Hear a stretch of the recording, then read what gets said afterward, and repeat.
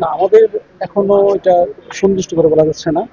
যেটা ফেসিস্টরা যেটা বলতো, তদন্তের আগেই, একটা ঘটনার আগেই যে তারা এরকম কেউ বলতো, যেটা অন্য কেউ ঘটাইছে, সুযোগ সন্ধানীরা ঘটাইছে, আসলে বিষয়টা আমরা এভাবে বলবো না। আমরা বলবো এটা সুষ্ঠু তদন্ত হোক, হওয়ার পরে যে দোষী সাব্যস্ত হয় তাকে আইনের কাঠগড়ায় এনে সুষ্ঠু আমরা বিচার চাই। আমরা বিচার হওয়ার আগে বা কোনো তদন্তের আগে কিছু অগ্নিসংযোগের চেষ্টা করা হয়েছিল আর কি আমাদের বাসার মূল দরজা। তো কিছুটা আগুন আমরা দেখেছি এবং আপনারা অলরেডি মনে হয় সবাই কম বেশি সোশ্যাল মিডিয়ায় ছড়িয়ে পড়া বিভিন্ন ভিডিও দেখেছেন। সো এটা থেকে সহজে অনুমেয় যে আগুন ধরানোর চেষ্টা করা হয়েছিল। তো ওইটা আর কি মূল গেট পর্যন্তই ছিল, ভিতর পর্যন্ত ওদের স্বপ্ন পূরণে পাশে থাকতে পেরে আমরা গর্বিত। আর কি আসে এটা, এবং আনুমানিক 3টার দিকে যাচ্ছে। আপনারা কি আশঙ্কা করছেন কারা করতে পারে?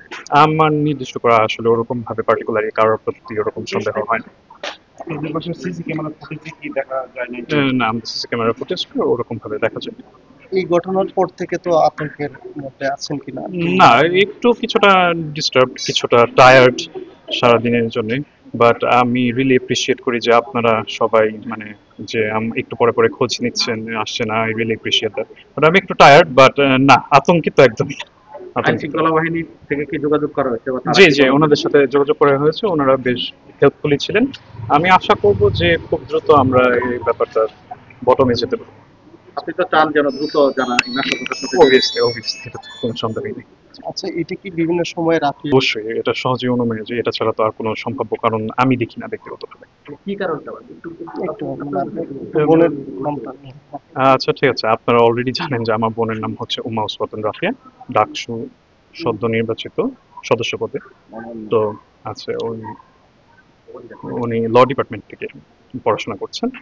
তো মানে হচ্ছে কোটা সংস্কার আন্দোলন থেকে শুরু করে সব অনেক কিছুতেই তো উনি অ্যাক্টিভ ছিলেন। তো এই কারণে হতে পারে যে অনেক কিছু ব্যাপারেই অনেক শত্রু হয়ে থাকতে পারে, বা এমনও হতে পারে যারা ভিন্ন মতদর্শী তারা হয়তো তার অ্যাপ্রোচটা পছন্দ করছে না, তাদের মধ্যে থেকে কেউ একজন এটা হতে পারে। তো আমরা যেহেতু জানি না বা আমরা ওরকম ভাবে দেখিনি, তো মানে পুরোপুরি না জেনে তো কারোর দিকে আঙ্গুল তাক করাটা খুব একটা সমীচীন বলে মনে করি না। তো আপনি মামলা করেছেন, আশা করা যায় আমি অভিযোগ দায়ের করেছি, দেখা যাক এটা পরবর্তীতে কোন দিকে। Thank you. আপনার পুরো নামটাই? খন্দকার জুলকারনাইন রাত।